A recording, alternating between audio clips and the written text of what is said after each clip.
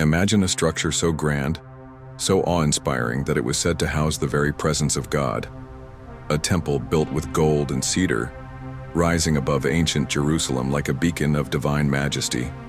But today, nothing remains. No towering walls, no sacred altar, only mystery and ruins. What happened to the Temple of Solomon? Where did its treasures go? And could it ever be rebuilt? For centuries, historians, archaeologists, and theologians have debated the fate of this legendary temple. Some believe its treasures are hidden beneath the streets of Jerusalem, waiting to be uncovered. Others say its destruction was final, its glory lost forever. In this video, we will journey back through time, exploring the rise and fall of the Temple of Solomon, uncovering its destruction, the legends surrounding it, and whether any trace of it remains today. The story of the temple begins with King David. He had a deep desire to build a house for the God of Israel, a permanent dwelling for the Ark of the Covenant. But because David was a man of war, shedding much blood in battle, God did not permit him to build it. Instead, this sacred mission was given to his son Solomon. Solomon, a king known for his wisdom, embarked on one of the most ambitious building projects of the ancient world. Using materials from distant lands, cedar wood from Lebanon, gold from Ophir, and precious stones from across the region, he constructed a temple unlike any before it. It took 7 years to complete, standing as a breathtaking marvel of art, architecture, and faith. The temple was divided into 3 main areas: the outer court, the holy place, and the Holy of Holies.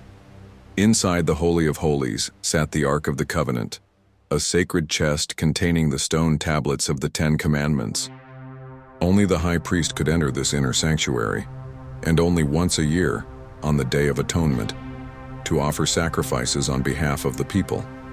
When the temple was finished, Solomon held a grand dedication ceremony. Thousands of animals were sacrificed, and as Solomon prayed, fire came down from heaven, consuming the offerings. A thick cloud, representing God's presence, filled the temple. It was a moment of divine approval. This was now the house of God. But the glory of Solomon's temple would not last forever. After Solomon's death, his kingdom split in 2, the northern kingdom of Israel and the southern kingdom of Judah. Over the years, both kingdoms turned away from God, worshiping idols and adopting the corrupt practices of surrounding nations. The prophets of Israel warned that disaster would come if the people did not repent. They spoke of foreign invaders who would lay waste to their land and desecrate the temple itself. Yet their warnings were ignored. In 586 BC, judgment finally came.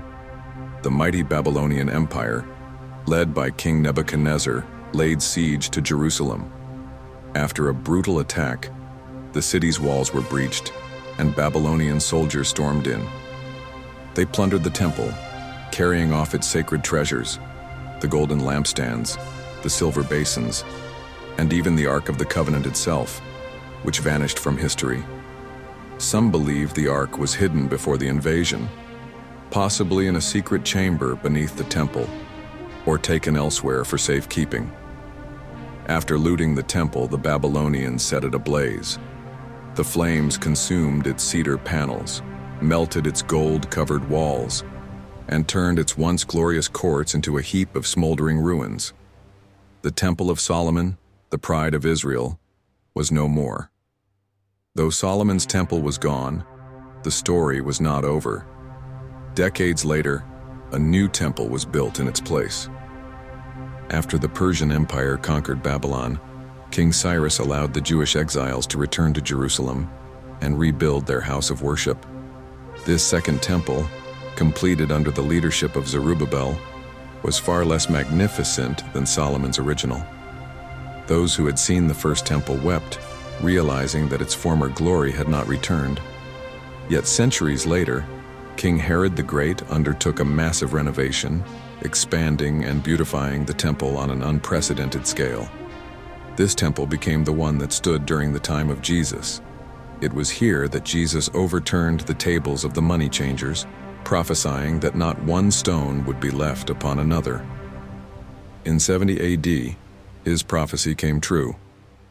The Roman Empire, under General Titus, besieged Jerusalem in response to a Jewish revolt. The city was burned, and the temple was completely destroyed. Once again, fire consumed the sacred place, and its treasures were carried away, this time to Rome, where they were displayed in the victory procession of the Roman army. The destruction of the Second Temple marked the end of the Jewish sacrificial system. To this day, it has never been rebuilt. One of the greatest mysteries surrounding Solomon's temple is the fate of its treasures. The Bible states that the Babylonians took many items, but what happened to the Ark of the Covenant? Some believe it was hidden before the invasion, possibly in a secret chamber beneath the Temple Mount. Others suggest it was taken to Ethiopia, where it remains in a guarded sanctuary to this day. The temple, treasures taken by Rome including the sacred menorah, were displayed in the Temple of Peace built by Emperor Vespasian. Some believe they were later hidden or melted down after Rome's fall. Their fate remains one of history's greatest unsolved mysteries. For centuries, people have speculated whether the Temple of Solomon, or a third temple, will ever rise again. Some Jewish groups today long to see it rebuilt, believing it would fulfill biblical prophecy. However, the site where the temple once stood is now occupied by the Dome of the Rock, one of Islam's holiest sites. This has made any plans for rebuilding deeply controversial. Yet, biblical prophecy speaks of a future temple. In the book of Ezekiel, a vision of a grand temple is described, one that has never existed in history. Some believe this could be a future temple built in the Messianic age, a temple that will stand in Jerusalem once more. Though the Temple of Solomon is gone, its legacy remains. The Western Wall, a remnant of the Second Temple's structure, still stands as a place of prayer and devotion. The influence of Solomon's temple can be seen in churches, synagogues, and even modern architecture.